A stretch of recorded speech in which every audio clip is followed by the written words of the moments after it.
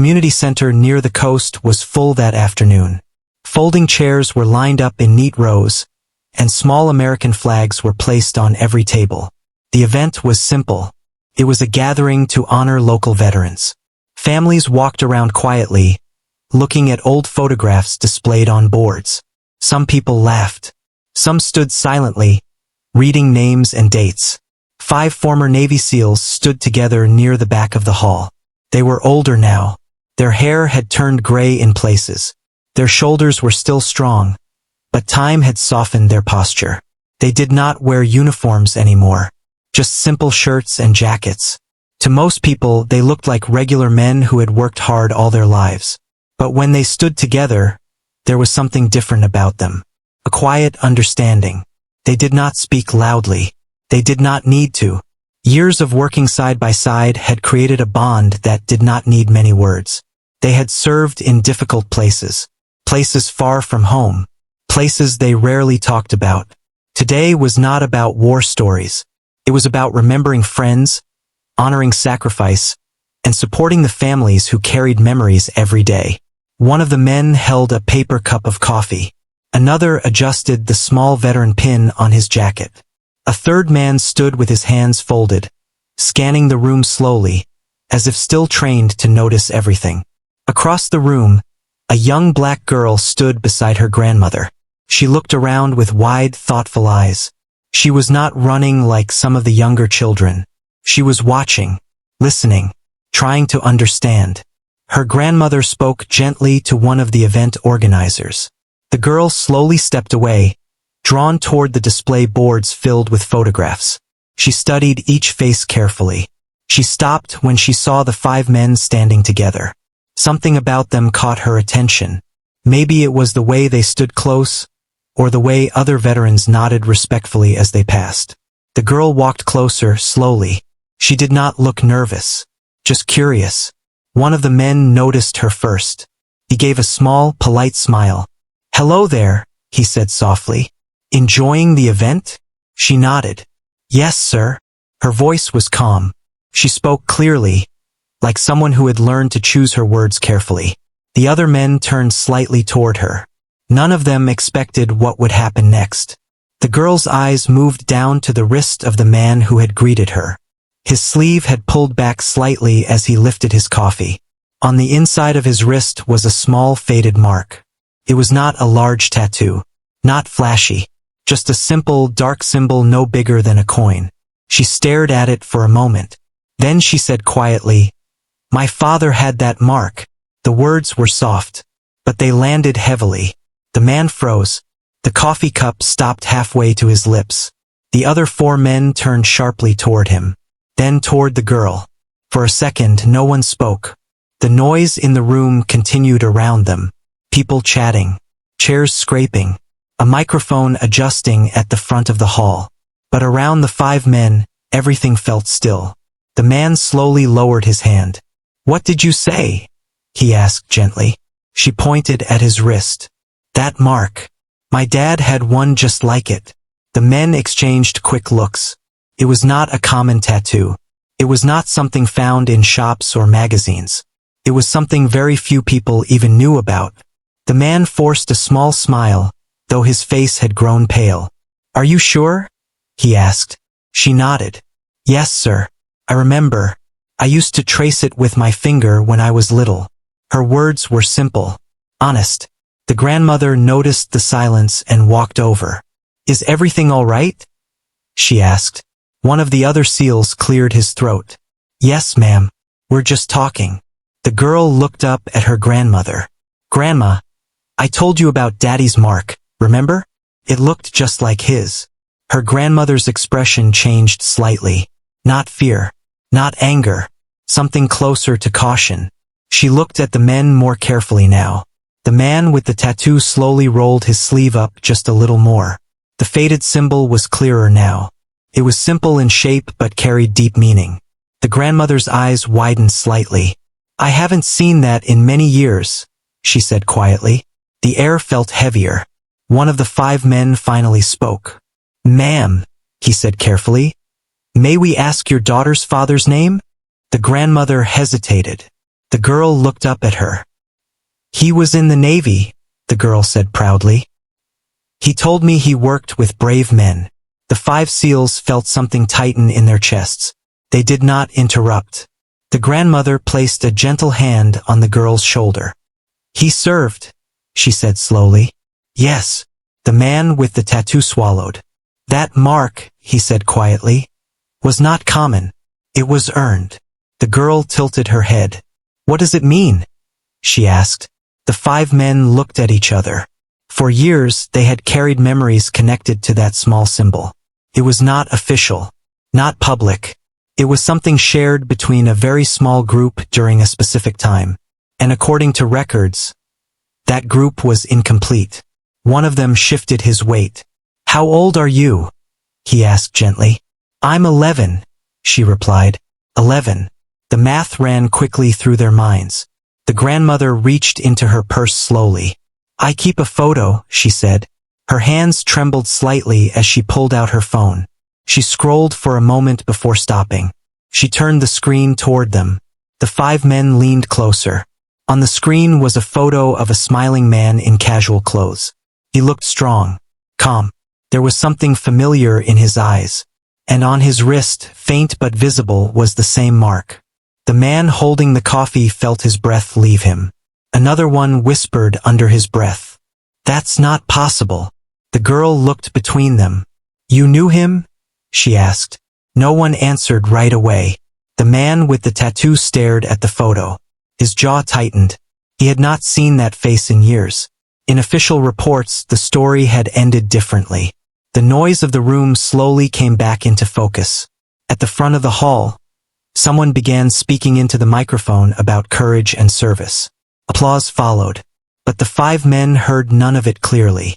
They were looking at a face from their past. A face connected to a mission they rarely discussed. A mission that changed all of them. The girl stepped closer. "He used to tell me that Mark meant something important," she said softly. "He said it meant nobody gets left behind." The words hit harder than anything else she had said. Nobody gets left behind. The 5 men stood very still. One of them closed his eyes for a brief second. The grandmother looked at them carefully. "He didn't talk much about his service," she said, "but he carried pride and pain." The man with the tattoo finally spoke, his voice lower now. "Ma'am, when did he pass?" The grandmother's expression softened. "When she was very young," she replied. The girl looked down for a moment, then back up. "But he wasn't scared," she added quickly. "He told me brave men stand together." Silence again. The 5 former SEALs felt something they had not expected to feel at a simple community event. Shock, confusion, and something deeper. The man with the tattoo slowly looked at his friends. They all understood the same thing at once. If this child's father carried that mark, then the story they had believed for years was not complete. The girl looked at them with innocent curiosity. "Why did you all get so quiet?" she asked. The man knelt slightly so he was closer to her height. "Because," he said gently, "sometimes small marks carry very big stories." She studied his face carefully. "Was my dad one of your brave men?" she asked. The 5 of them looked at the photo again, then at each other. No one answered yet, but something had shifted, and they all knew this was not a simple coincidence. It was the beginning of something they never expected to face again. The 5 men did not move for several seconds after the girl asked her question. "Was my dad one of your brave men?" The words stayed in the air. The man with the faded mark on his wrist slowly stood up straight again. His friends were still staring at the photo on the grandmother's phone. The face in the picture looked older than the one they remembered, but it was the same man. The same steady eyes. The same calm strength. One of the SEALs finally spoke, his voice careful. "Ma'am, could we sit down for a moment?" The grandmother studied their faces. She could see something serious there. Not anger, not fear. Something deeper. She nodded. They moved to a quieter corner of the hall where a few empty chairs were placed near a window. The sounds of the event were softer there. The microphone echoed faintly in the background as someone continued speaking about honor and service. The girl sat beside her grandmother. The 5 men sat across from them. For the first time since the conversation started, the veterans looked unsure. The man with the tattoo leaned forward slightly. "Your father," he said gently to the girl. "Did he ever talk about where he served?" She shook her head. "Not really. He just said he worked with a small team. He said they trusted each other with their lives." The men exchanged glances. That was true. Another one asked softly, "Do you remember how old you were when he showed you the mark?" She thought for a moment. "I was little, maybe 5. I asked him if it hurt. He laughed and said no. He said it was a promise." Promise. The word made one of the men look down at his hands. The grandmother took a slow breath. "He didn't speak much about his service," she said. "But sometimes late at night he would sit quietly, like he was remembering something heavy." The 5 men understood that kind of silence. "Did he ever mention a specific mission?" one of them asked. The grandmother hesitated. "There was one time," she said slowly. "He said something about a night operation near water. He said things didn't go as planned." The men felt a chill run through them. Near water. They all knew which mission she was describing. It had happened years ago. A difficult operation overseas. Official details were limited even among those who served. Conditions had been chaotic. Communication had broken down. In the confusion, they believed one member of their extended support team had been lost. According to the final report, he never made it back. But here was his daughter. Alive. Strong. Sitting right in front of them. The man with the tattoo cleared his throat. "Ma'am," he said carefully. "After that mission, did your son return home right away?" The grandmother nodded slowly. "Yes. A few weeks later. He didn't stay long. He said he needed rest." The 5 men felt their hearts pound. Rest. They remembered waiting for official confirmation back then. Waiting for updates. They were told he had not survived the extraction. They had carried that weight for years. The girl looked between them, confused. "Why are you asking about that?" she said. One of the SEALs gave her a small, kind smile. "Because sometimes," he said softly, "stories get told in different ways. We just want to understand yours." The grandmother looked down at her hands. "He came home different," she said quietly. He smiled for her. He played with her. But when he thought no one was watching, he looked tired. Not just physically. Deep tired. None of the men interrupted. "He had scars," she continued. "Some he explained. Some he didn't. And that mark, he never covered it. Even when people asked about it." The man with the tattoo slowly rolled his sleeve down. "That mark," he said, "was something only a very small group shared. It wasn't official Navy ink. It was personal." The girl leaned forward. "What does it stand for?" The 5 men looked at each other again. It was not a secret in a dangerous way, but it was private. It meant brotherhood, trust, survival against impossible odds. "It means," one of them finally said, "that the men who carry it stood together in something very serious, and they promised never to forget each other." The girl's eyes softened. "He didn't forget you," she said. The words hit them harder than she knew. Another veteran spoke quietly. "We were told he didn't make it," he admitted. The grandmother's head lifted sharply. "What?" The man nodded slowly. "After that mission, we were separated. Reports came in pieces. We were informed that he was lost before extraction." The grandmother's face showed shock. "He came home," she said firmly. "He walked through our door." Silence fell again. The 5 men felt a mix of relief and confusion. If he came home, then something had gone wrong in the reporting. One of them rubbed his forehead. "We searched," he said quietly. "We asked questions. But we were given final confirmation." The girl watched their faces carefully. "So you thought he was gone?" she asked. "Yes," the man answered honestly. She looked down at the photo on the phone. "He wasn't gone," she said softly. "He was here." The grandmother placed her arm around her. "He passed away years later," she explained. "Complications from injuries." The doctors said some damage had been there for a long time. The men felt a deep ache settle in their chests. He had survived the mission. He had made it home. But he had carried unseen wounds. One of them spoke slowly. Did he ever mention feeling forgotten? The grandmother thought for a moment. No, she said. He never complained. But sometimes he would look at that mark and just sit quietly. The girl touched her own wrist gently, copying the shape from memory. He told me it meant loyalty, she said. The 5 men felt something shift inside them. For years, they believed they had lost him on that night. They had carried guilt. They had remembered him at private gatherings, raising a glass in silence. But he had lived, and they never knew. One of the veterans leaned back slowly. If he came home, he said carefully, then someone made a serious mistake in those reports. Another nodded. And if he survived long enough to return, he added, then he deserves recognition that may never have been given. The grandmother looked confused. What do you mean? The man with the tattoo met her. If records listed him as lost during that operation, he said, then his role might never have been fully honored. The girl's face grew serious. You mean people don't know what he did? The men were quiet. We're not sure yet, one of them admitted. The girl straightened slightly. He was brave, she said firmly. He told me brave men don't quit. The 5 former SEALs felt pride rise inside them. Yes, that sounded like him. The event in the hall continued. Applause echoed again from the stage.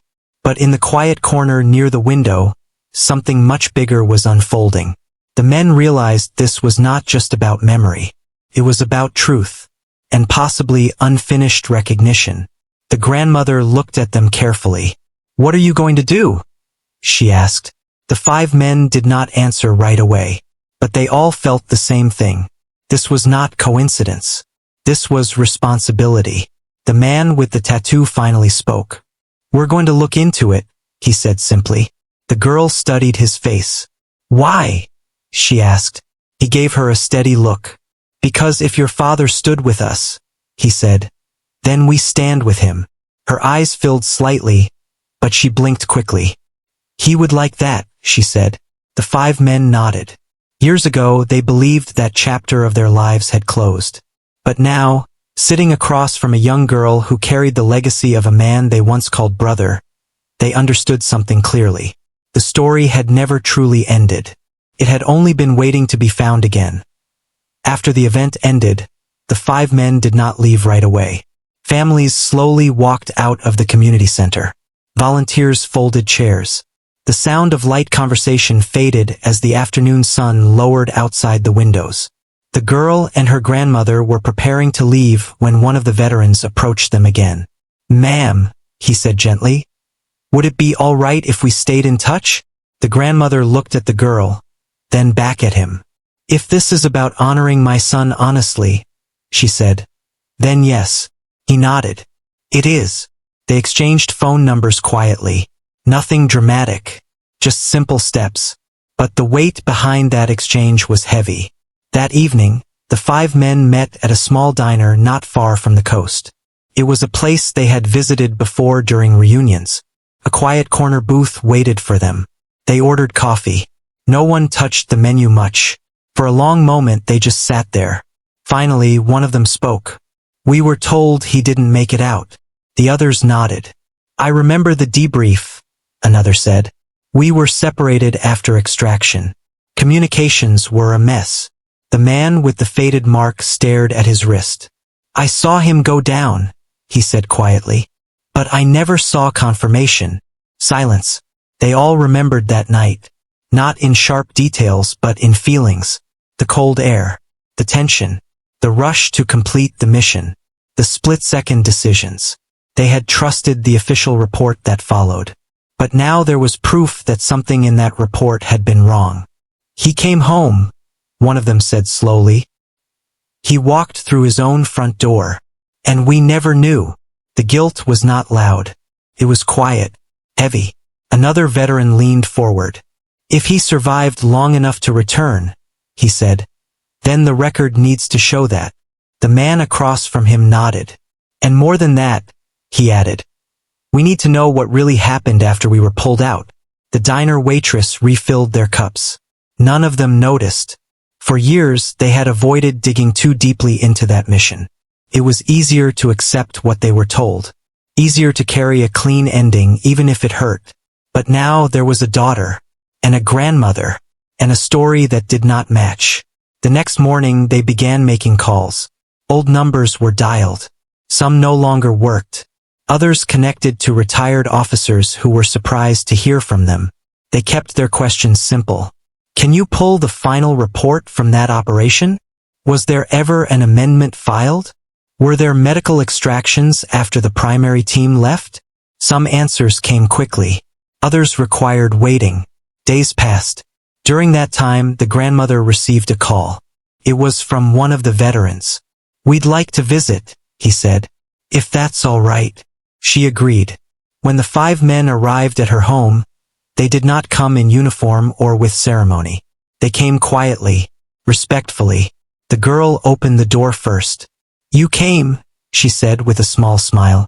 We said we would, one of them replied. Inside the house, photographs lined the walls. School pictures, family gatherings. And in the center of the living room was a framed photo of her father in his Navy uniform. The 5 men stood in front of it. Time felt strange in that moment. He looked young in the photo, determined, calm. He was proud of serving, the grandmother said from behind them, even if he didn't speak much about it. They sat down together. The grandmother brought out a small box. These were his, she said. Inside were folded papers, a few medals and personal notes. One of the veterans carefully lifted a worn envelope. Inside was a handwritten letter. It was never mailed. The handwriting was steady but tight. In simple words, the letter spoke about responsibility, about standing beside brothers, about not regretting hard choices. There was no bitterness in it, only loyalty. One line made the men pause. No matter what the report says, we held the line. They looked at each other. He had known. He knew the story might not be told correctly. The girl watched their faces carefully. Is it bad? She asked softly. No, one of them said quickly. It's strong. She nodded, satisfied. Later that week, one of the retired officers returned their call. There was confusion after extraction, the officer admitted over the phone. A secondary pickup occurred. Medical transport was involved. Was the file updated? One of the veterans asked. A pause. It appears the initial status remained in the main report. The amendment may not have been processed fully. The 5 men sat in silence after the call ended. Paperwork mistake. A missing amendment. A life reduced to an incomplete file. He survived. The man with the mark said quietly. And the system never corrected itself. They felt anger, but it was controlled. Not explosive. Just firm. Another call confirmed medical evacuation records. He had been treated for serious injuries. He had insisted on early discharge. He had returned home quietly. The 5 men understood that kind of choice. Some warriors did not want long hospital stays. They wanted home, but the cost had followed him. The grandmother listened carefully when they visited again to explain what they had learned. So he wasn't forgotten by his team, she said slowly. Never, one of them answered firmly. He was listed incorrectly, another added. But he was never forgotten. The girl sat very still. So you thought he was gone, she said. Yes, the man admitted. And he thought you knew he came back? That question hit differently. They had no answer. Maybe he assumed the report had been fixed. Maybe he chose not to reopen old wounds. Maybe he believed what mattered most was that his brothers survived. The man with the faded mark looked at the framed photo again.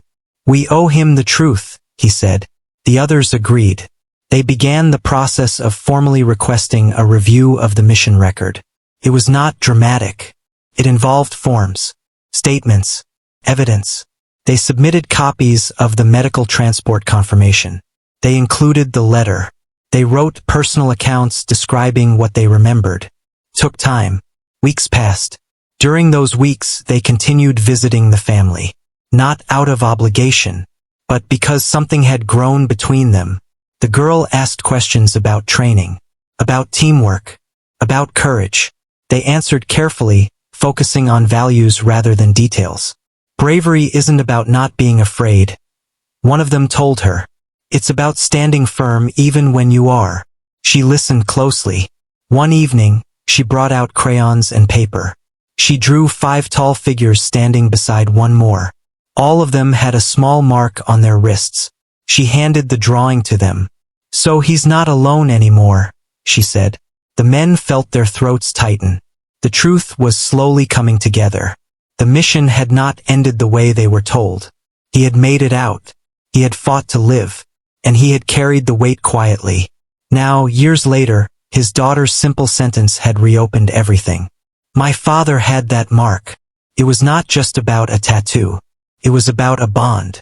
And about making sure no one's story is left unfinished. As they waited for official confirmation on the record review, the 5 men understood something clearly. This was no longer about the past. It was about honoring a man who stood beside them, and making sure his daughter would grow up knowing the full truth. The mark on their wrists felt different now. Not heavy with regret, but steady with purpose. The waiting was the hardest part. Weeks had passed since the 5 men submitted the request to review the mission records. They tried to stay patient. They had dealt with long processes before. Paperwork in the military system did not move quickly. But this time felt different. This time it was personal. One afternoon, the man with the faded mark received a call. The number on his phone showed a government office. He stepped outside before answering. He listened carefully. He asked a few short questions. He thanked the caller. When he walked back inside, the other 4 men were watching his face. "Well?" one of them asked. He took a slow breath. "They confirmed it," he said. "The amendment was never fully processed. His status was listed incorrectly in the final report." Silence filled the room. "But they found the medical evacuation record?" another asked. "Yes, it was archived under a separate file. It confirms he was transported out alive." One of the men sat down slowly. "So it's official," he said quietly. "He survived that night." "Yes," came the answer. There was relief in the room, but it was not loud or joyful. It was steady, deep. The call had also included something else. "The record will be corrected," the man continued, "and his service will be formally acknowledged." The others nodded. It was what they had hoped for, but it still felt like only part of what needed to be done. Later that evening, they drove to the grandmother's house together. When she opened the door, she immediately sensed something had changed. "You heard back," she said. They nodded. They sat at the kitchen table. The girl joined them, her homework pushed aside for the moment. The man with the tattoo spoke gently. "They confirmed your son was evacuated from the mission alive," he said to the grandmother. "The official report did not show it correctly, but it will now." The grandmother closed her eyes briefly, not in shock, in relief. "I always knew he came home," she said softly. "But it matters that it's written correctly." "It does," one of the veterans agreed. The girl looked between them. "So people will know?" she asked. "Yes," the man answered. "People will know." He explained that there would be a formal correction to the service record. It would include recognition for the mission and acknowledgement of his role. The girl listened closely. "Does that mean he gets a ceremony?" she asked. The 5 men exchanged glances. "We can request one," another replied. The grandmother looked surprised. "A ceremony? After all these years? Honor does not expire," one of them said quietly.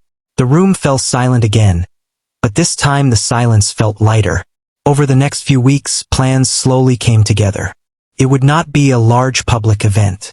The family preferred something respectful and private. A small ceremony at the same community center where everything had begun. The local veterans group agreed immediately. They remembered the event when the girl first spoke up. Word had quietly spread among them about what had happened. On the morning of the ceremony, the sky was clear. The ocean breeze moved gently through the flags outside the building. The 5 former SEALs arrived early. They wore dark suits this time. On their jackets were their small service pins. Inside the hall, chairs were arranged neatly. A framed photograph of the girl's father stood at the front beside a folded flag. The grandmother walked in holding her granddaughter's hand. The girl wore a simple dress. She looked serious but not afraid. The 5 men stepped forward. "You look ready," one of them said with a soft smile. She nodded. "I am." As people filled the seats, there was no loud music, no dramatic display, just quiet respect. A retired officer stood at the front to speak. He explained briefly that a service record had been reviewed and corrected. He spoke about dedication, courage, and teamwork. He did not go into sensitive details. He focused on character. Then he invited the 5 men to come forward. They stood together just as they had years ago. One of them spoke first. "Years ago, we believed we lost a brother during a mission," he said calmly. "We carried that belief with us. We honored him privately." He paused. "But we later learned that he survived that night. He came home, and he lived with strength and dignity." The girl watched him closely. "We stand here today to say clearly," he continued, "that he fulfilled his duty with courage, and that we are proud to have stood beside him." Another one stepped forward. "He once told his daughter that the mark on his wrist meant nobody gets left behind," he said. The room grew still. "We didn't realize until recently that part of his story had been left unfinished. Today we correct that." The retired officer then held out a certificate and a medal that had not been properly presented before. He called the girl's name. She walked slowly to the front. The grandmother followed, her hand resting gently on her shoulder. The officer knelt slightly as he handed the medal to the girl. "This belongs to your father," he said. "And to you." She accepted it carefully, as if it were fragile. The 5 men stood close behind her. One of them spoke directly to her. "Your father stood strong when things were hard," he said. "He helped others make it home." Her eyes filled, but she kept her chin lifted. "I know," she said quietly. Another veteran stepped forward and gently placed his hand over his own wrist where the faded mark rested. "He was one of us," he said, "and we will always say that." The ceremony was simple, but every word mattered. When it ended, people came forward to shake hands with the grandmother. Some thanked her for her son's service. Others simply offered quiet support. The girl stood near the photograph for a while, holding the medal. The 5 men joined her. "Do you feel proud?" one asked softly. She nodded. "Yes," she said, "but I was proud before today." They smiled at that. Outside, the breeze grew a little stronger. The ocean waves could be heard faintly in the distance. The grandmother turned to the men. "Thank you," she said. One of them shook his head gently. "No," he replied. "Thank him. He earned it." As people slowly left the building, the 5 men remained a little longer. They stood together near the front, looking at the photograph. One of them spoke quietly. "We thought we lost him that night." Another nodded. "But he made it home. And now," the man with the faded mark said, "his story is home too." The weight they had carried for years felt different now. Not erased, but balanced. They walked outside where the girl was standing with her grandmother. She looked out toward the water. "My dad liked the ocean," she said. "We know," one of them answered softly. She turned to them. "Will you tell me more about him?" she asked. The 5 men looked at each other. There were still stories to share. Stories about teamwork, about laughter during training, about small moments of kindness that never made it into reports. "Yes," the man with the tattoo said gently. "We will." And for the first time since the girl had spoken those simple words weeks ago, the 5 former SEALs felt something steady in their hearts. The promise behind the mark on their wrists no longer felt unfinished. It felt honored. In the weeks after the ceremony, life slowly returned to its normal rhythm. The chairs were put away. The flags were folded. The community center moved on to other events. But for the 5 men and the small family they had come to know, Something lasting had changed. The corrected record arrived in the mail first. It came in a large official envelope. The grandmother held it carefully before opening it at the kitchen table. The girl sat beside her, watching every movement. Inside was a formal letter confirming that the service record had been updated. It clearly stated that he had been medically evacuated and had survived the mission. It acknowledged his role and his contribution. It was only paper, but it carried truth. The grandmother let out a long breath. "They fixed it," she said softly. The girl leaned closer. "So now it's written the right way?" she asked. "Yes," her grandmother replied. "Now it's written the right way." Later that evening, the 5 former SEALs came over again. It was no longer awkward when they visited. They did not feel like strangers anymore. They felt like extended family. The letter was placed on the table. One of the men read it slowly, nodding as he reached the final line. "He would have liked this," he said quietly. Another added, "He deserved it." The girl sat quietly, then looked up at them. "Can I ask something?" she said. "Of course," one of them replied. She pointed gently at the faint mark on the man's wrist. "Does it still mean the same thing?" The room grew still for a moment. The man looked down at his wrist. "For years," he said slowly, "it reminded us of that night, of what we thought we lost." He paused. "But now it means something stronger." She waited. "It means that even when mistakes happen, even when stories are told wrong, loyalty can still bring the truth back." She thought about that.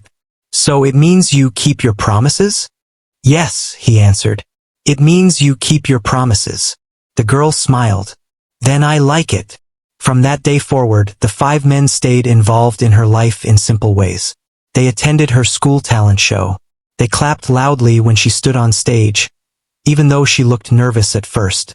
They helped her with a history project about military service. They focused not on battles, but on teamwork, courage, and responsibility. They showed her how to fold a flag properly. They told her about discipline and kindness. They never shared classified details. They never spoke about fear in ways that would burden her. They shared lessons instead. One afternoon, she asked them something unexpected. "Did my dad ever laugh?" she asked. The men looked at each other, surprised. Then one of them smiled. "Oh yes," he said. "He laughed when training got tough.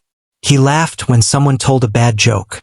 Another added, "He had this quiet laugh, not loud, but steady." The girl listened closely. "I wish I remembered that," she said softly. The man with the faded mark leaned forward. "You carry parts of him," he said gently. "In the way you stand, in the way you speak." She looked down shyly. Months passed. The seasons changed. The 5 men met regularly as they always had. But now there was a new chair at their table sometimes. A smaller one. She would sit and listen as they talked about life, about adjusting to civilian work, about staying connected after service. She asked questions that made them think. "Were you scared?" Sometimes they answered honestly. "Yes," one would say. "But courage is moving forward anyway." One evening, while watching the sunset near the ocean, she spoke quietly. "My dad said nobody gets left behind," she said. The man with the faded mark nodded. He was right. She looked at him carefully. But he was alone when he came home, wasn't he? That question sat heavy. The 5 men did not rush their answer. "He came home to you," one finally said. "That's not alone." She seemed to consider that. "And now?" she asked. "Now," the man replied gently, "none of us are alone." The corrected record eventually led to something else. The local veterans group added her father's name to a permanent display board in the community center.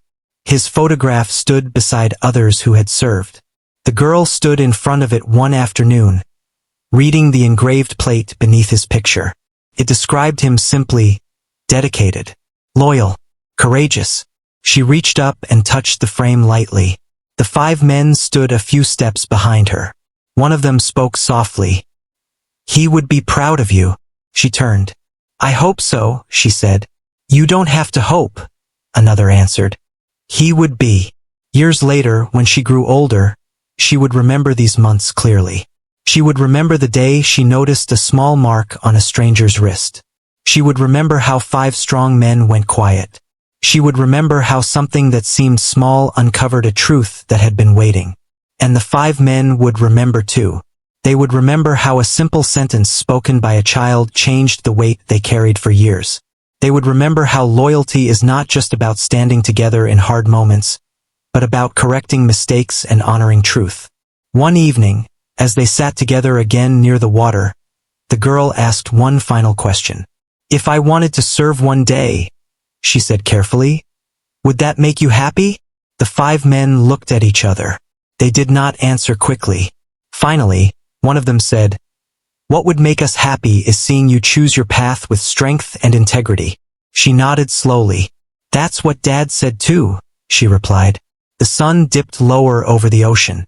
The breeze moved gently around them. The man with the faded mark rested his hand lightly over his wrist. For years, that small symbol had reminded him of loss. Now it reminded him of something else. Legacy. Not just of a mission. Not just of a night long ago. But of a man who survived, came home, loved his family, and left behind courage that continued to grow in his daughter. The promise behind the mark had never been broken. It had simply waited for the right moment to be understood. And now, standing beside the ocean with the child of their brother, the 5 former SEALs finally felt at peace. Nobody had been left behind. Not in memory, not in truth, and not in heart.